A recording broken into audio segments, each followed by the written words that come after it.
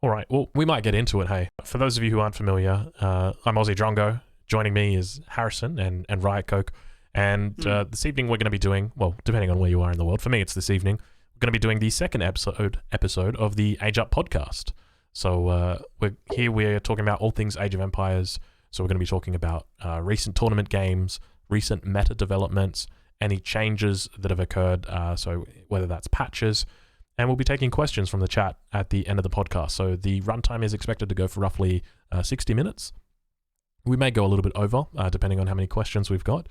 But got a lot of stuff to talk about this evening. So, fellas, I'll throw it over to you guys. How you doing, Harrison? We'll start off with you. I'm like a 56% out of 100. Pretty good. Positives, recent ESOC games, and there are plenty more ESOC games this afternoon, so that's going to be very good.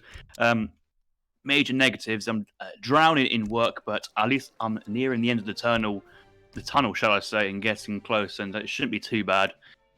So, yeah, it would be nice to not have this assessment this week, so I can focus and do a little bit more ESOC content and play some more Age of Empires. Like, I'm actually played a game of Age of Empires 3 for about 2 weeks now. Oh, jeez. You must be itching. Yeah, it's just I'm just thinking like, oh, can I squeeze one game in here? And I'm like, no, I'd be a bit naughty if I played a bit of Age of Empires now. Need to get back to work, but found enough time to do 2 series this weekend and drop by here and pay a visit to you and Riot. It is always lovely to have you here. And Riot, how are you doing? I'm doing pretty well. I'm busy like Chaos, and I've got my dissertation coming up. So I haven't really had much for Age of Empires, but I've got time for this at least. Well, hopefully we can scratch your itch a little bit with this. So the first thing that we're going to be talking about this evening is sort of how the new patch is feeling. So obviously the patch has been with us for a couple of weeks now. I know that you guys haven't been playing too much of the games, but you've obviously been keeping up to date with some of the ESOC tournaments that have been going on. One of the most interesting things that I've been noticing is there's a lot more China. And I didn't expect that with the update. When I saw those changes, I said to myself, you know what, this isn't enough to get China back in. But now, we watch the tournament games. A bit of a spoiler here for anyone who hasn't watched it, so shut your ears off or put your fingers in your ears if you haven't watched the game yet. Mido versus Kaiser Klein. Oh my gosh, what a game. Incredible to see China coming out on top. It just excited me so greatly, and it's great to see them back in the game. How are you guys feeling about it? Oh, I don't know. I don't feel it. I think what we need to remember is that China itself is... So there's a difference between China on the quick search ladder and China in a tournament game when you're counter-picking a civilization and you know what the map is going to be and the matchup is going to be. So that's always a factor to consider. And also Maito and Lucas in particular are very strong China players, very experienced into it, but as an overall package, I still don't feel it. I think they may have won 1 game in total, 2 games possibly in the tournament so far, but lost 4 or 5. I'm not with the China resurgence train at the moment. How about you, Riot? I don't know. I feel like China's definitely stronger than it was. It's got a little buff with the villages, and it's got the H2 buff as well. And I think you saw Lucas playing a decent amount of H2 in a couple of his games. But yeah, for ladder, I don't think China's really where it needs to be. It needs to get that 300 wood start back. It needs to revert the village changes back, because, I mean, yes, you can go for 2 villages now, which I think is the meta in Age 1. But at the end of EP, it was sort of 300 wood for China and what have you. And it was sort of a sweet spot, I feel, for civilization. But there is one thing to note is in tournaments, again, as Harrison said, they're pretty good. You can counterpick a sort of port with them. They're quite right versus sort of Germany, that sort of civs. And especially versus someone like Kaiser, who you saw in Maito versus Kaiser. Kaiser sort of struggles versus them. So depending on who you're playing versus, I think they're quite a strong pick, because they sort of counter some players' play styles. So it's an interesting civ, but for ladder, it's still pretty weak, especially seeing as now it seems that Lakota is being spammed quite a lot by players at all levels of the ladder. Well, that's exactly what I wanted to talk about next. Is since the last time we spoke, I feel like there's almost been this resurgence of Lakota. I feel like they're everywhere. They were in almost every series that I watched over ESOC over the last 2 weeks. And on ladder, I feel like every third game I'm playing is against them. they seem to be incredibly strong at the moment. And I didn't feel like it was that way the last time that we spoke. I thought that, maybe they were competitive, but they weren't really there. Now it's like they just feel like they're absolutely everywhere. They feel very oppressive. That's the way I would describe it, oppressive. So, yeah, really curious to hear what you think as well, Harrison. I think there's I wouldn't say a mix-up, but there's two factors when you choose a civ you want to play. It's whether you want the civ to be competitive or you want to play a civ that you enjoy. I feel that Lakota and / Su back in EP 8 and 9 have always been a competitive civ and actually have enjoyed recent buffs in previous iterations to put them at a level where they compete very well versus, let's say, the standard European civs, for example, of French and Germany. But not many top players back then really wanted to play with the Sioux and be associated with them. However, I think now with DE coming out, I think people are enjoying to play Lakota a little bit more. I know a lot of people absolutely hate playing against it, but once that kind of creeps into a player's civ pool that they can choose and play from, it's just another tool up their sleeve in a tournament setting that they can pull out for a counter pick. And I feel that the Lakota is a nice counter pick civ. I'm not too sure many players would want to choose it as a first pick, but I don't know. It's one of those civs where it doesn't really have a bad matchup. I was talking to Keister about this in Minimalt a couple of days ago, and really the buff to Su, right, is, or to Lakota, sorry, is firstly there's 4 vills very strong, and you also have always having that TP start on age 1 is so strong for Lakota, because you have that sort of pressure in age 2, that fast XP curve, which benefits a civ like them because they've got 5 vills, they've got some of the stronger shipments, 4 X-Riders, for example, and it's really become where I think highlighting sort of both Lucas and Keister, how they've been playing well with Lakota, has sort of led to that resurgence of the civilization. And it's something you see in Age of Empires. So you've seen it for absolutely ages. You sort of the Hodanays back when back on early EP days, nobody played them because they were sort of seen as quite bad, because obviously on RE, the original patch, on Legacy, they're very, very strong. But then you switch over to EP and they sort of nobody played them. But as soon as Kaiser started playing them, everyone started playing them, because they were seen as sort of overpowered. So Lakota was very strong. It's just that people hadn't seen how strong they were, and more than anything. Yeah, I think you might be hitting the nail on the head with that one. It definitely feels like it's that way, where people have been. Well, I'm not sure if you guys heard the train in the background there. It just zoomed past my house. But yeah, I definitely feel like it's been that sort of resurgence coming out of the competitive level, and then people are trying to emulate that at the bottom of the ladder. But yeah, we're starting to see the series all wrap up now in the ESOC Challenge Cup. H has obviously been successful in Group 2, being the first player to go through to the finals, so incredibly exciting for him. I think that was something that probably most people would have predicted, but in the other series we still have a couple of outcomes that are yet to be decided. It looks like it's going to be very interesting in Group 4. We've got Kanushal as well as Soldier. I might actually put the standings up on the screen now, so for anybody who's watching at home, they can have a look at that. So these are what the standings. What was that? Kanushal there from the Drongo? Nushal Bear. Nushal Bear, and the A with the double dot has that kind of bear sound. I believe it's a rough translation of cuddly bear. So you can call Nushal Bear Mr. Cuddles, cuddly bear. I've given a nice little picture of a nice cute bear. If you look at his Twitch streams and Twitch profiles, trying to include these cuddly bears in his Twitch emotes. That's kind of cool. I have seen that. He's got the one with the little band-aid on it. That's very cute. But as you were saying, Hazard getting ahead on his group, I think was sort of expected.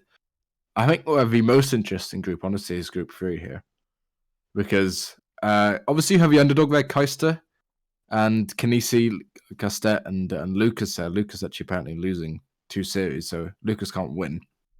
But yeah, it's sort of heads up between those 3 players, especially with Keister. I mean, a player you don't really see play too often, but if he wins versus Lucas, he directly goes through to the final, I believe. or the semi-finals. Kinesi obviously with that weird water play, which tends to work really well and is a bit of a fan favourite. But again, if Keister beats him, he goes through to the semi-finals. And Castellet has to win his next game versus Kinesi as well. So it's an interesting group, that Group 3, and whoever I think goes ahead will probably play versus, by the looks of it, Soldier or Nushuba, as you said. So far, in terms of series casted, I think we've only seen Keister in action once, and so with Kinesi. So, Group 3, at the moment, any of the players, Kinesi, Le Castet, and Keister, can still advance. But for Le Castet's point of view, he needs to win over Kinesi and then hope for Kinesi to beat Keister. Yeah, so basically, if Keister wins versus Kinesi, he just wins the tournament, not the tournament, the group. GG easy, well played, Keister. Take first place prize. But again, I mean, even Group 1's really, really interesting. Yeah, you have Maito on 2 matches, Samwise on 1.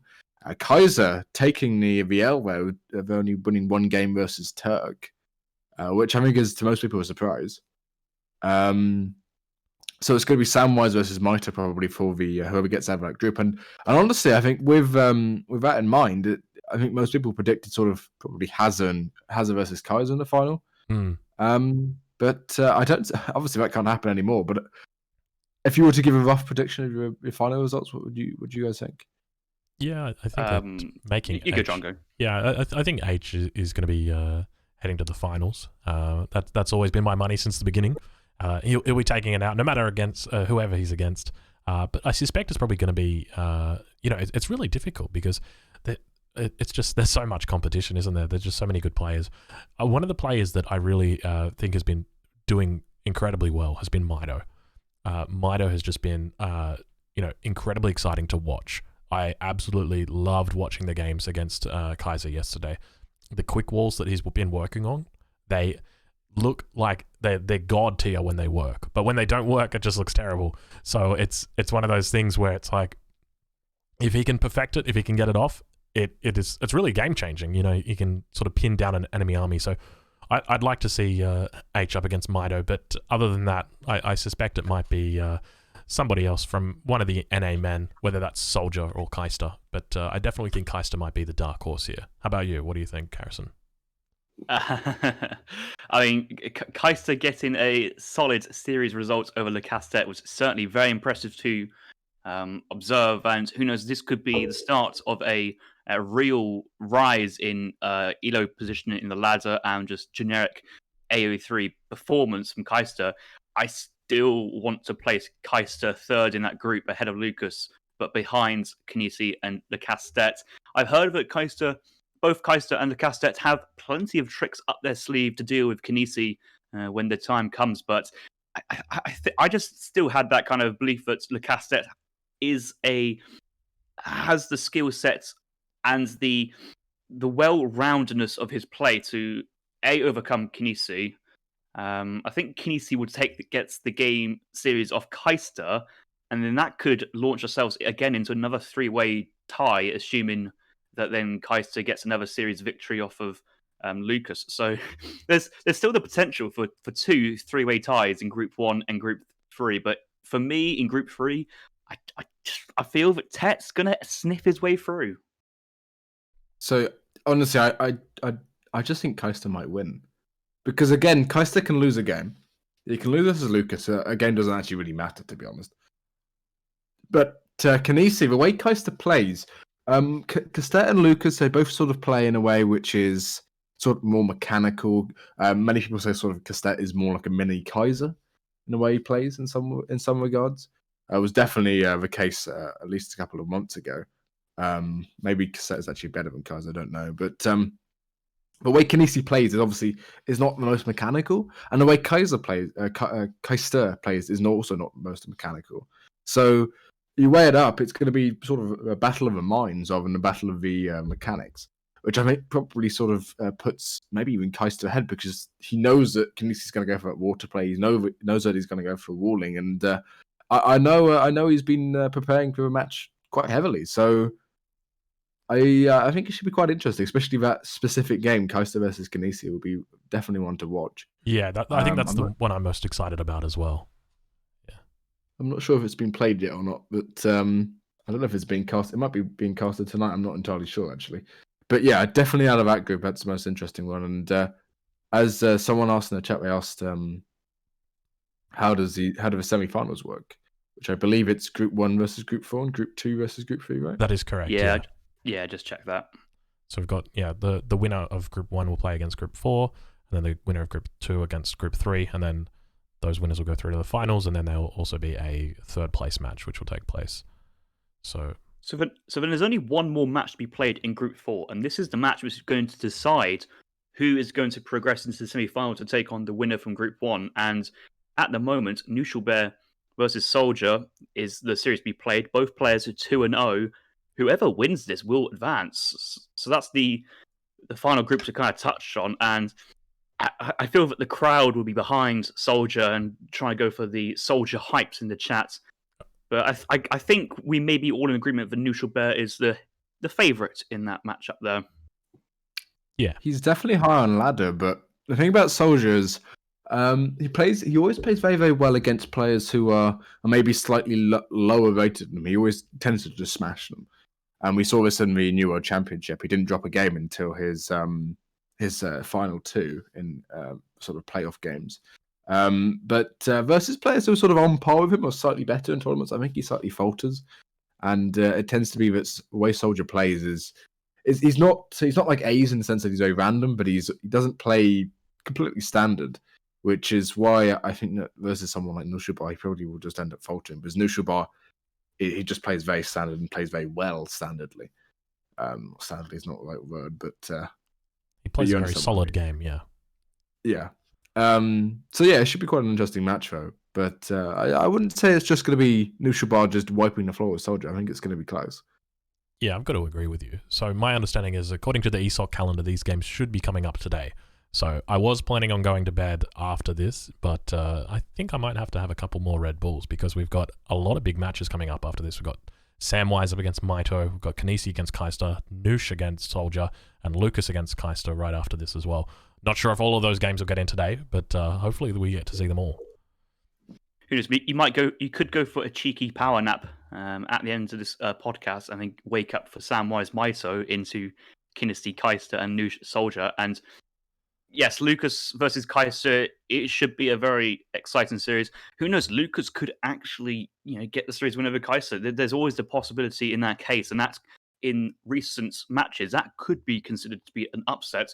However, certainly all eyes would be focused on the last three series. But I couldn't choose the series I wanted to watch the most out of that. It would probably have to be the Samwise versus Maito, where I'll be cheering for Samwise here. And I'll be cheering for Maito, that's for sure. I tell you what, I'm a big fan of Maito now.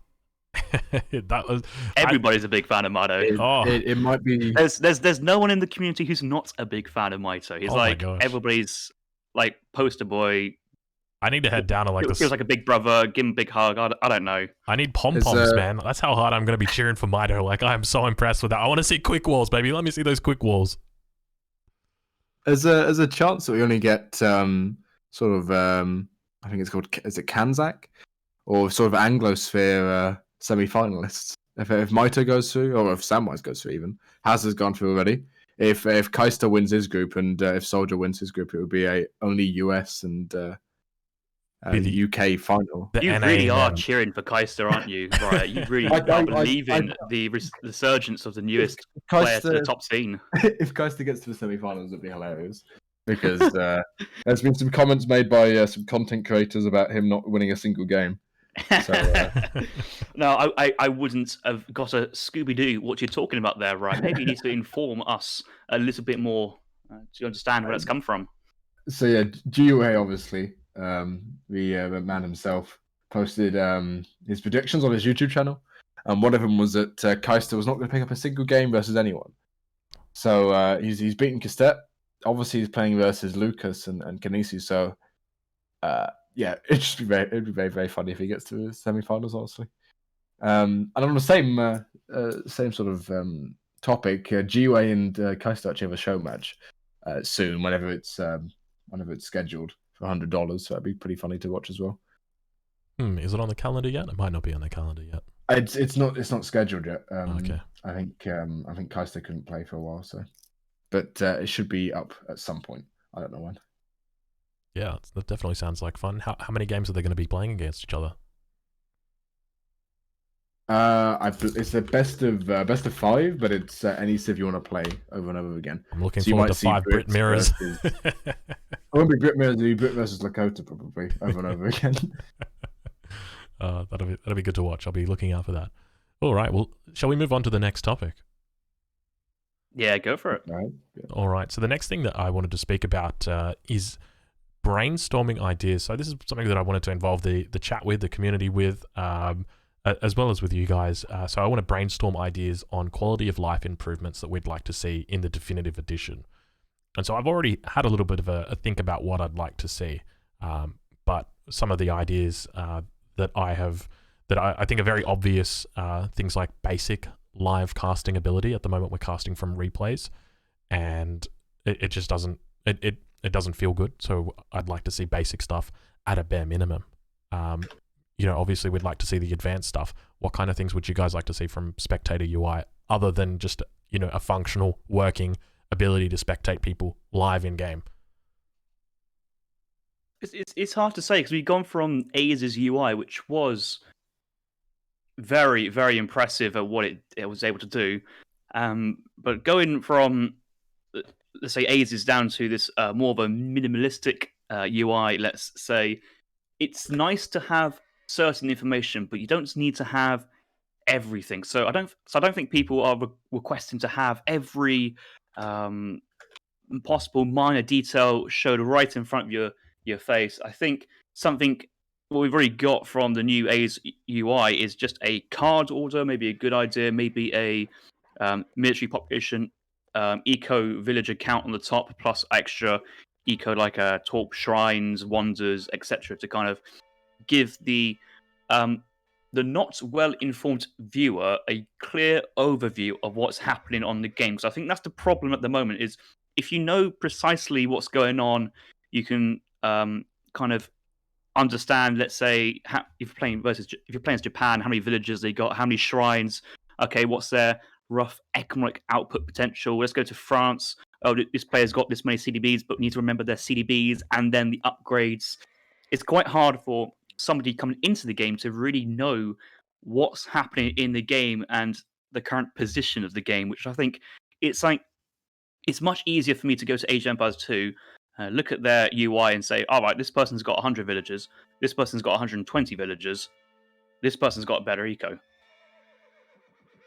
Yeah. I mean, go for it, right? I think specifically for the live streaming aspect of it, we've been quite spoiled with Aza's UI. So having that recalculated economic unit population, I think, is a massive one, which I'd quite like. Especially with now Torps in the game and Inca in the game, it makes a lot more sense.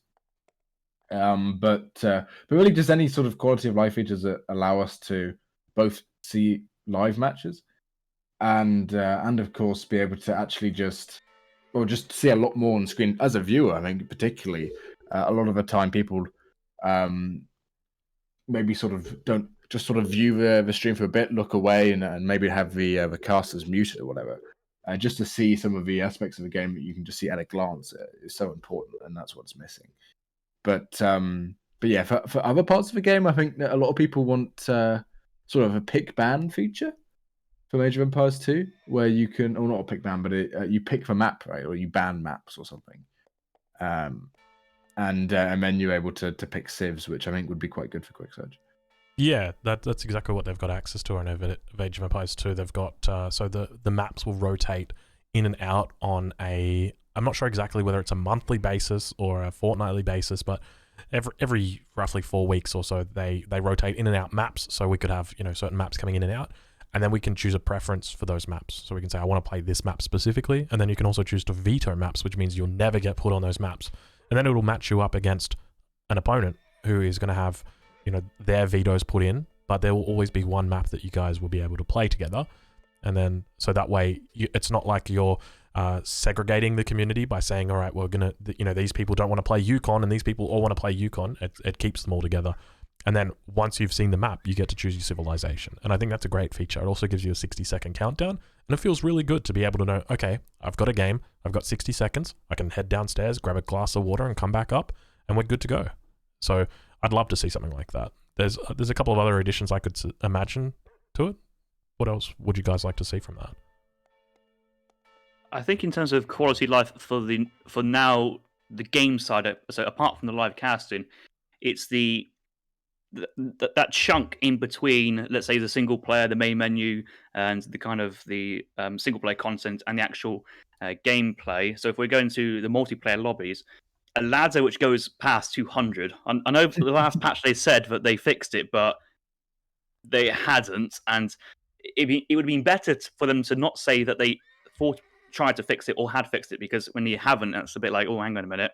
I would like to have in the casual lobbies or the unranked lobbies really usable filters, but be able to filter on things like elo. If I wanted to watch some online ladder games, I want to search for elos greater than, let's say, 1500, because I was trying to search through all the games on offer. It does get quite long if you don't know the players you're looking for, and you can't pick out a game out of the blue what you can see. And I think just ensuring that we can be guaranteed that the spectate function works. Let's say you two are about to hop into a game now on the ladder and play a 1v1 ranked game. I want to be sure that in 5 minutes time I can go into that spectate game, find your game, and watch it 100% of the time. Because once we know that 100% works, only then can we then transition from recorded games to scheduling with players and going for live or semi-live commentary from that position. Yeah, and I mean for ESOC, we could realistically actually we could kind of lie to people and say that they're live games. To be honest, most people probably wouldn't realize, which would be an interesting sort of social experiment to do, if you will. But for as a caster, especially like watching and not watching, but casting games which have already been cast is a bit. Well, not cast, but they've already been played is a bit odd, because obviously one of the fun things about being a caster is you can kind of speculate in the lobby or speculate what the person's going to play. But now that you're just loading up a game instantly, it's you don't really get to do that, which is lacking in a way. Yeah, and you can't really co-cast as well. It's a bit harder now. Yeah, the co-casting certainly is a little bit iffier, because before you could have two people in the game, the second person can use their own camera, look around and see exactly what they want to see around the map, and come in with very niche points you may have missed, or things they may have observed but you haven't. So at the moment we're only restricted to one camera, one point of view, and so then maybe one kind of line and channel of thought throughout the process. And at the moment, it's either you stream on Discord, which takes up more of your processing power, which then slows down the recorded game speed, or you stream or you watch it from Twitch, which may be what I've observed about a 2 to 2.5 second delay. So it's the co-caster. It really works with the co-caster as more of the kind of an analytical, doesn't need to see things happening in precisely real time. So essentially, maybe if they're not having to hype cast a big fight. But I have to say, though, it's as long as I don't know the results of the games and I get people to send me a full list of 5 recorded games from a series, I don't know who's going to win. I've got no idea what's going to happen. All this is played. It's been better for me, because you can go from one game to another. You have that flow from when you start the series. You don't really get interrupted by players having to sieve dance for 5 minutes and refusing to pick matches up, and the ESO servers dropping down in the old game, and all these other things which may have disrupted the flow of the gameplay. With what the recorded games has allowed us to do is kind of move one from another. So maybe the idea and the hope for spectator games, if it's going to be done on this delayed server aspect, is you can kind of start the casting of the whole series 10 minutes after the players have gone. So once you finish the first game, you can go straight into the second game, and then you might only be 8 minutes behind. And then the third game, you're only about 6 minutes behind. You can kind of catch the players up in that sense. So there's certainly lots of positives and negatives for what we have at the moment. It's just, yeah, I think I can maintain the kind of excitement if I don't know what happens. But let's say if I do know what the result is, then yes, it's very tough to cast then, because it's a bit like, oh, hang on a minute, I actually know what's going to happen, and it just loses that magic. I think a lot of people are just clinging on to the magic of live sports, or live esports in this case. Yeah, I guess for me, I really enjoy the atmosphere of a live cast. I absolutely adore it. There's nothing more. Like, don't get me wrong, I still watched, back in the day, I used to watch ESOC on YouTube when I couldn't catch it live because it was always around this time, and it's 2:30 in the morning for me currently, so I was normally sleeping around this time. But when I got to catch a cast live, it was so exciting. The atmosphere is completely different because you're right there, the players are right there, everybody in chat is right there. You know that they can't be spoiled, and you know what you're seeing right now on your screen is literally happening right now on the other side of the world. And sure, like, there are people at home that are watching this stream, and this stream is happening right now, but those games have been played, you know, maybe yesterday, maybe the day before. They're not going to be hot, and I just feel like the atmosphere is a lot different when it's live. But I guess from a realistic standpoint, though, I can definitely see the positives from having replays and being able to cast from a replay, because, as you said, you don't have to go through that civ dance. So I think that that there are positives and there are negatives. I'd be curious. I think I might do a poll and ask on the Discord and see what people say, what they prefer.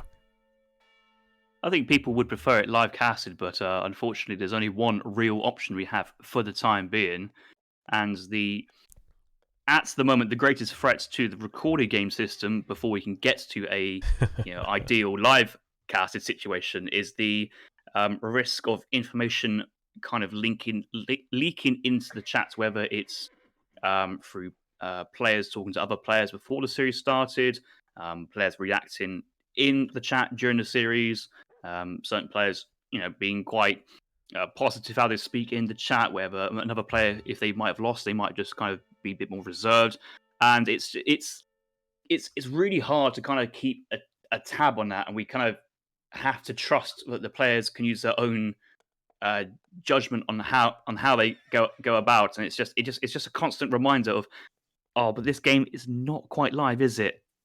Because it's already happened, and it just takes the polish off it. The content's still there, the hype is still there, but just that little bit of like that final kind of 10% of the wow factor is just tarnished off at the moment, it feels. I honestly thought you were going to say that the biggest threat to replays is an impending patch, because we lose access to those replays. Oh my god, you have just made the biggest point as well. I want to say that there's kind of a conversation between ESOC as us as a community and the guys at Forgotten Empires that, yes, the patch came in just before the tournament started, so that there was a game which is somewhat up to date and can go through the tournaments. I don't expect to see a patch drop in during the ESOC Challenge Cup.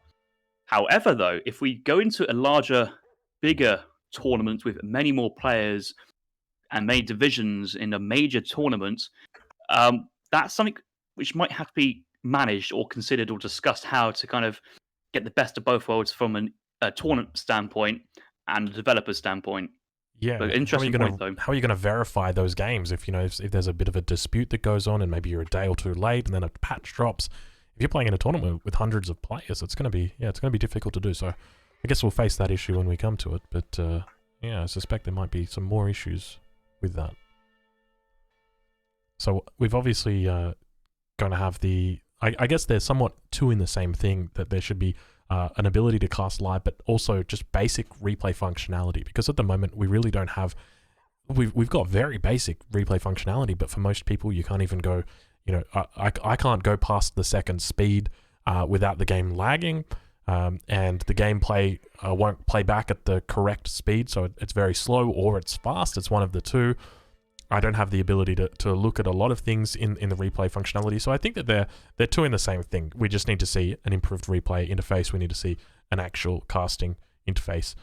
In addition to that, obviously the map system overhaul is another big thing, but I'm curious if you guys have got anything else that you'd like to see.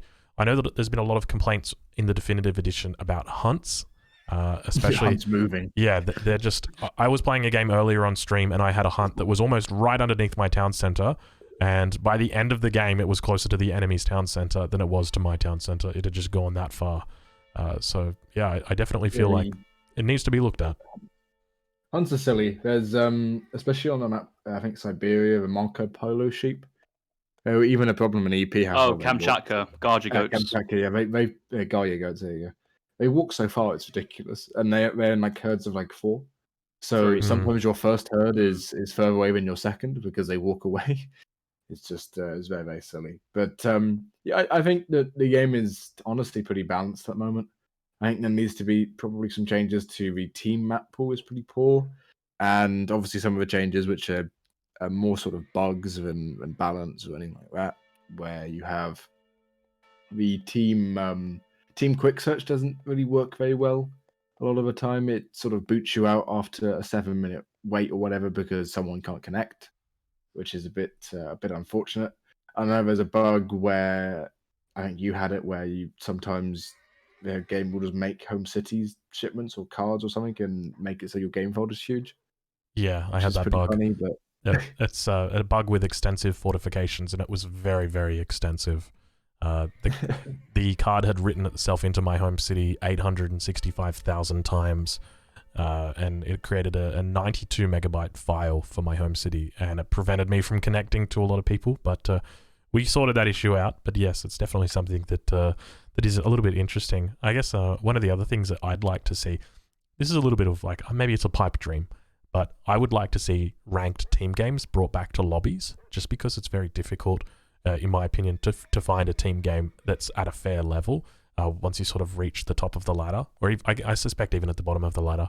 Then, yeah, I'd like to see that, and then I'd like to see a queue option for team games, but only as a single person. So it would be like solo queue, but for 3v3s.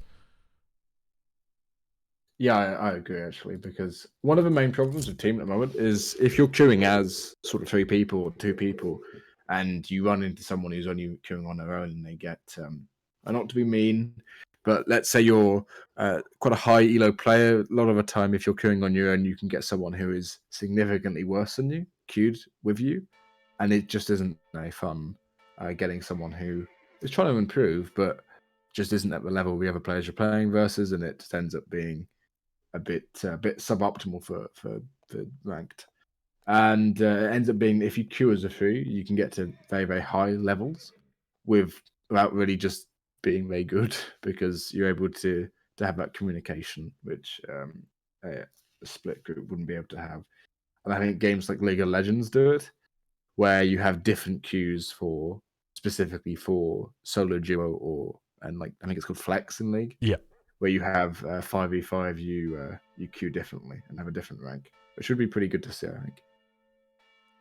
One of my main fears would be that you'd be fracturing the player base a little bit too much, because already with the Definitive Edition, it's quite a low player base that we see already. But my suspicion is if you actually brought team game lobbies in, or that sort of that ranked 1 versus 1 queue, it would definitely promote that a lot more, because I know for me, I love team games. They're my favorite type. 3v3 is my favorite. But right now, the guys that I used to play 3v3 with, they don't play Age of Empires anymore. I don't really have people that I, synergize particularly well with. I'm not comfortable finding a new team. And I just want to just sit down and play a 3v3 sometimes, but I can't do it. Because if I, as you said earlier, if I go into the 3v3 queue and I queue up, I'm going to be teamed up with 2 guys who are probably a little bit lower rated than me, but I'm probably going to be against 3 people, and they're all going to be on comms. They're going to be, working out their civ selection. They're going to be, perfectly synergized. And it feels very off compared to, say, the old days where you'd be, the 3 versus 3 Green Valley lobbies were just, the pinnacle of 3v3. I love those days. I'd love to see those again. Yeah, but I mean, Noel in chat where Jezebel does make a good point. If you start removing the quick search or putting ranked into lobbies, you do have a problem where it sort of negates the problem of the point of having a matchmaking system. And you might go back to the days where before, I made a post about this today actually on the forums, where you have games where you just get kicked because you're too good or you're too low, and it ends up being a sort of a elitism sort of style of ranked lobbies where you'd have those sort of hazard lobbies where if you weren't sort of PR 35, you wouldn't be able to play, and you'd also have those sort of PR 25 lobbies on RE where if you were slightly higher, they'd kick you, and you'd spend half the time just waiting for people to join. So I think there's benefits and sort of positives and negatives to both sides. I think definitely for the 1v1s, I think the matchmaking system is good. Yes, agree. Especially if you're in the sort of probably 200 to sort of 50 or 20, 25 range. You get up to that sort of upper echelons of sort of Kaiser, Hazard, Samwise, or whatever. I know it can be a bit poor, but that tends to happen in every game. That's the unfortunate truth. If you're top of the top, you tend to be a bit. You can't really play with anyone else except from that top level of play, because even sort of Hazard versus Keister, for example, they're two very good players, but Hazard is probably going to dominate Keister a lot of the time. Yeah, it's one of those things where it's like, even within the top 15 players, there's still so much difference in consistency or skill level. As you mentioned, H is just, he's almost in a league of his own, really. It's incredible. But yeah, Harrison, you still there, mate? You falling asleep? Yeah, I'm still here. Just I was just actually thinking I was just taking a little bit of a back seat, but no, Riot was making some very, very good points about the team matchmaking. Some points I haven't quite considered. You got to put Kaiser up in that same bracket as H. I know he recent tournament series versus Samwise and Maito didn't go in his favor, but to not put him up there alongside H, I think it's a disservice to. I think what some people say is the you could even put Kaiser up there as one like top 10 players to actually play the game. But that's a conversation for another day. I think at this point, I don't know about you guys, but I'm looking now to the chat to see if there's any questions guys in the chat would like to answer us before we wrap this up. I do see a suggestion coming in from Kanoki saying a share deck feature would be nice with deck codes. That's an interesting idea. Be much easier to sort of share decks or say try inserting this deck code. Could work. Yeah, actually, I think there was something that Eaglemutt tried to do on EP before, which worked quite well. So yeah, that'd be pretty good. Even if you were to... Isn't there actually a copy deck function in the game, and that led to the there is actually getting the revolt cards by accident in the really early patches? But the problem is that you have to play versus the person to be able to do that. Yeah. So at the moment we can't even see people's home cities. Yeah.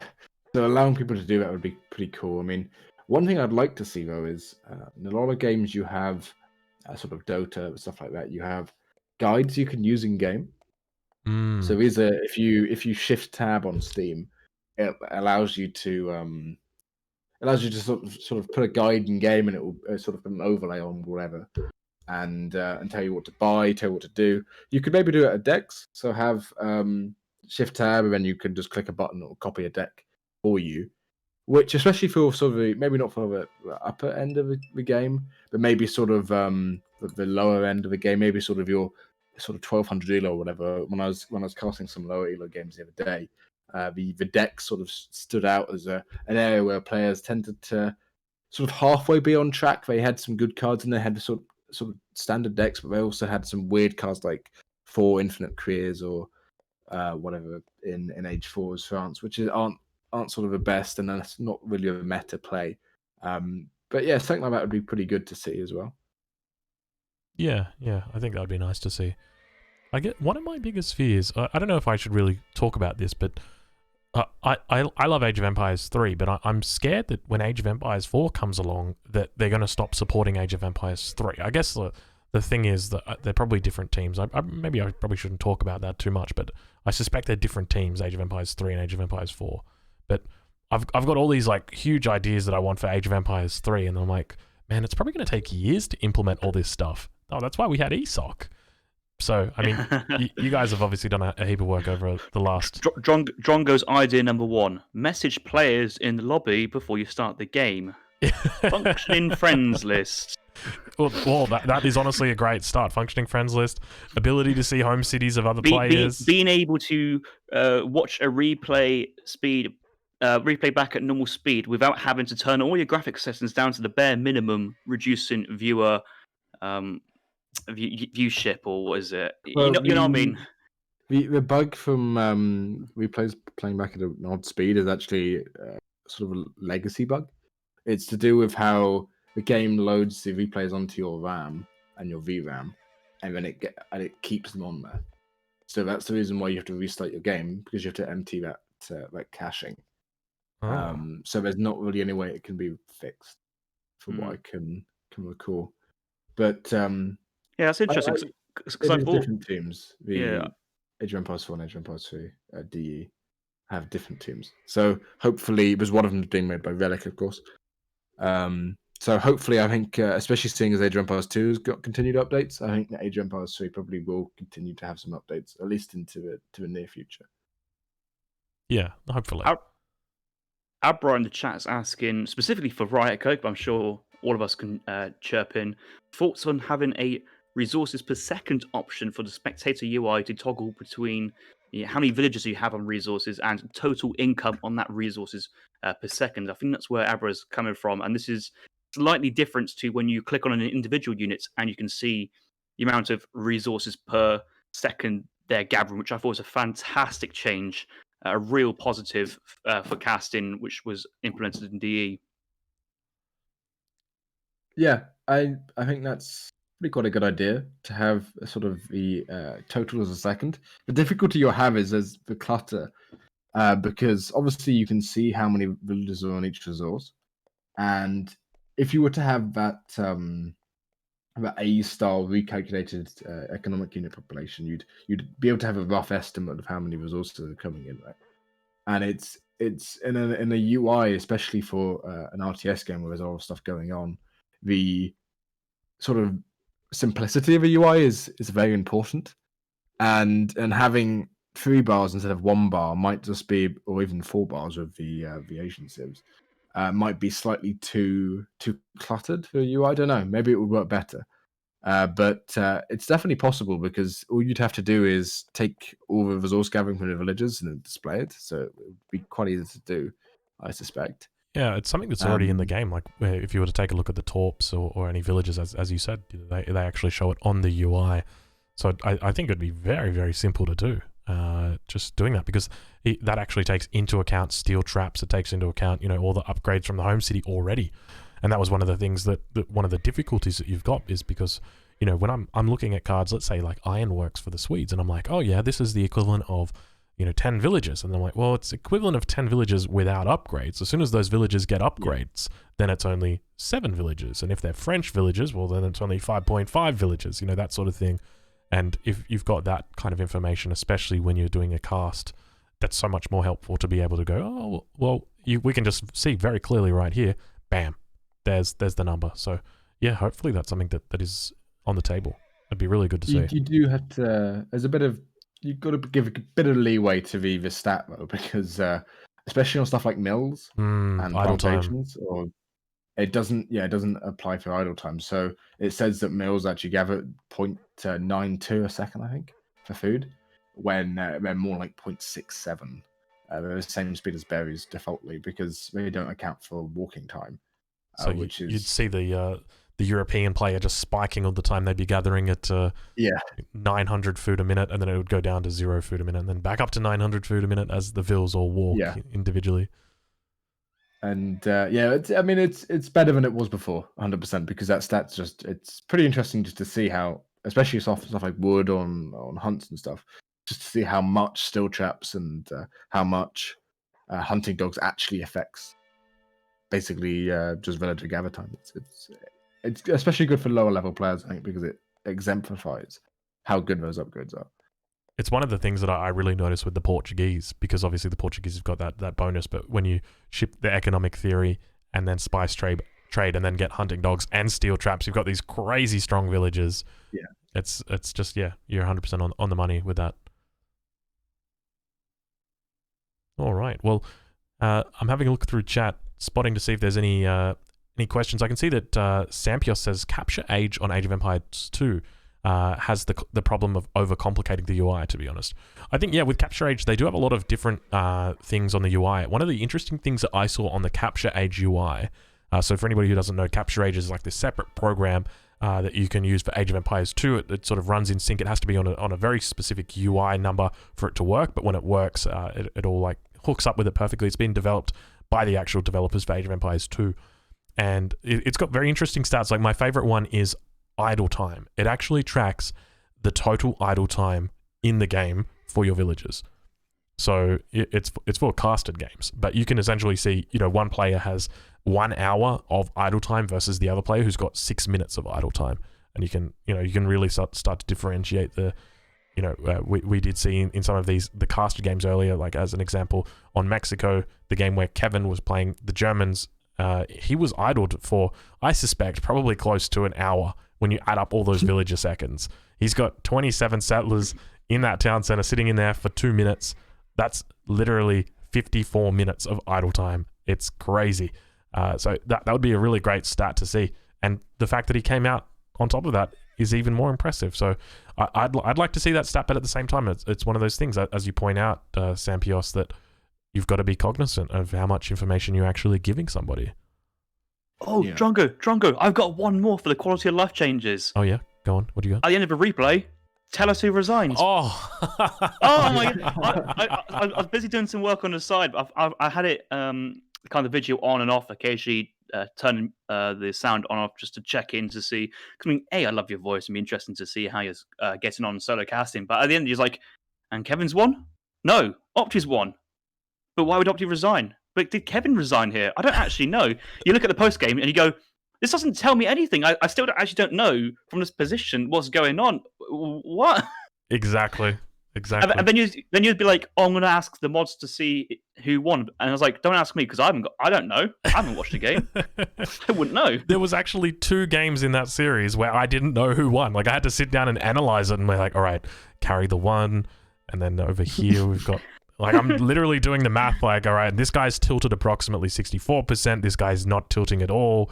Yes, it's his resign. Like, it's difficult. Just tell us who won. Like, just cross out the name at the top. That's it. I think the easiest way to do it is just to look at the post game, because whoever resigns will have a little skull on their line. It doesn't. Does it not have it? No. Oh, wow. Because I think the issue is that the recorded game stops, let's just say, a random amount of time, let's just say 1 second before the actual game was terminated by the player. So the replay misses that final second of the player actually hitting that resign button. So it just says the replay's ended, but it doesn't say what's actually happened post that replay because there's no data stored as a result of it. Maybe because they just couldn't work out how to actually close off the replay. I'm sure it's very annoying technical stuff from things from a legacy game 20 years ago, or well, now it would only be like 13, 14 years ago.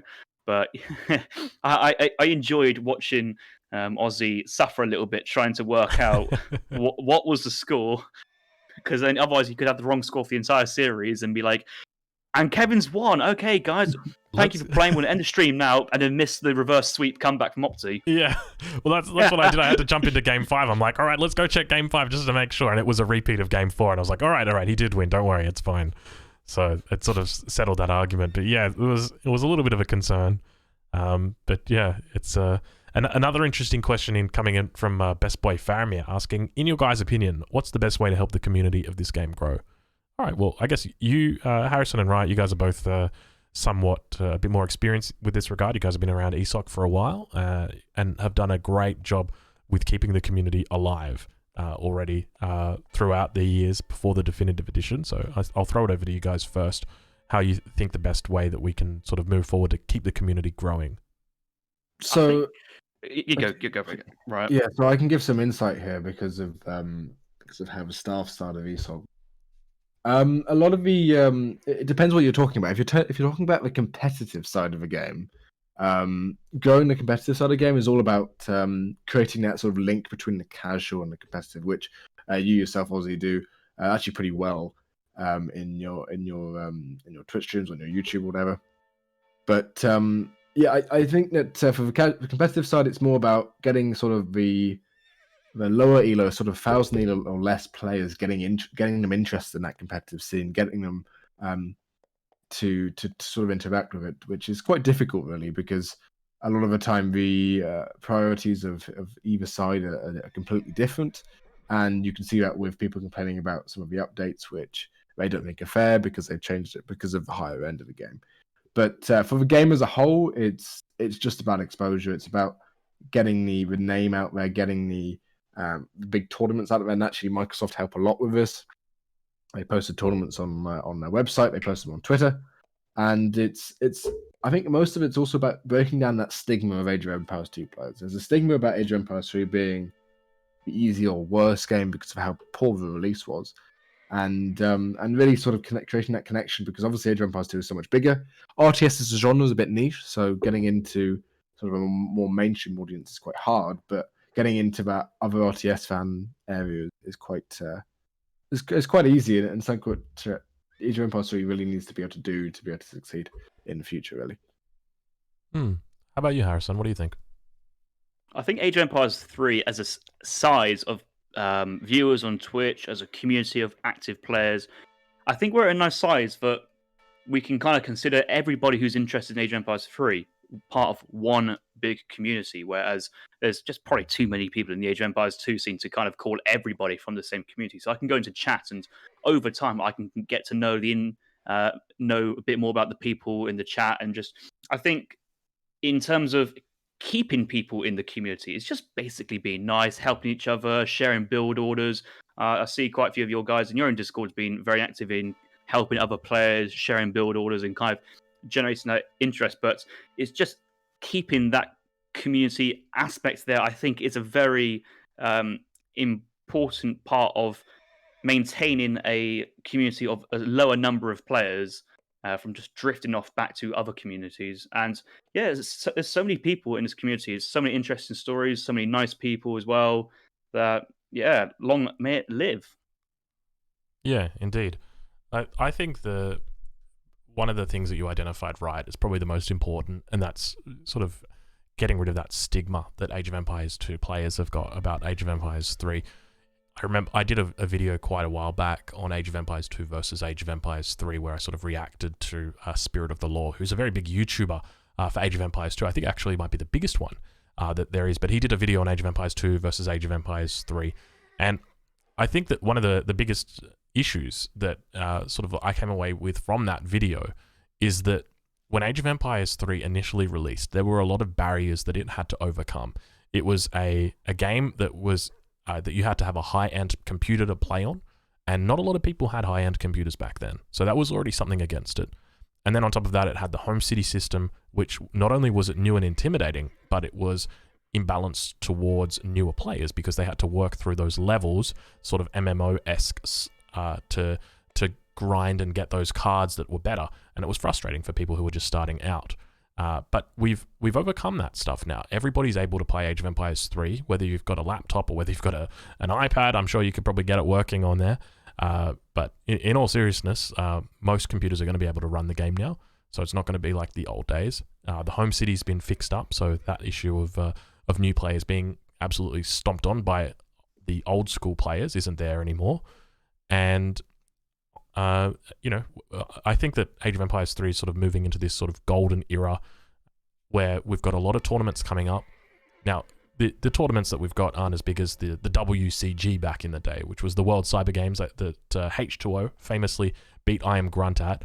But we've got a lot more stuff. We've got the ESOC Challenge Cup, which is ongoing at the moment. We've got King of the Hill tournaments going. We've got the 3v3 Royal tournament. We've got the show match that's going to be at the end of the month, the 1K show match. And there's just a huge amount of content that's coming out. That when it comes to sort of Twitch, there are so many people that are active on Twitch, so I think that's a really good thing. So to answer the question, what can we do to improve? Sorry, let me just go back and double check exactly what the question was, because I do want to address exactly what it was. What's the best way to help grow the community of this game?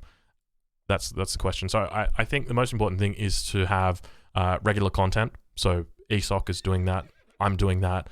There's a whole bunch of Twitch streamers that are doing that. I think Samurai Revolution is also doing it, even though I know that I wouldn't use the word fragmenting necessarily, but I know that a lot of his content is targeted towards the old Age of Empires 3, so not the definitive edition. He's going with like the original game. And I understand that there's still quite a pretty sizable community on Age of Empires 3, the original. So I think that they're kind of like, you know, they're brothers to us, but even though they're on a different game, they're not playing with us, but they're still kind of like brothers. So it'd be nice to get those guys across. So maybe if sort of, I'd like to see potentially Microsoft offering a free license to anybody who's got the original Age of Empires 3, giving them a copy of the definitive edition.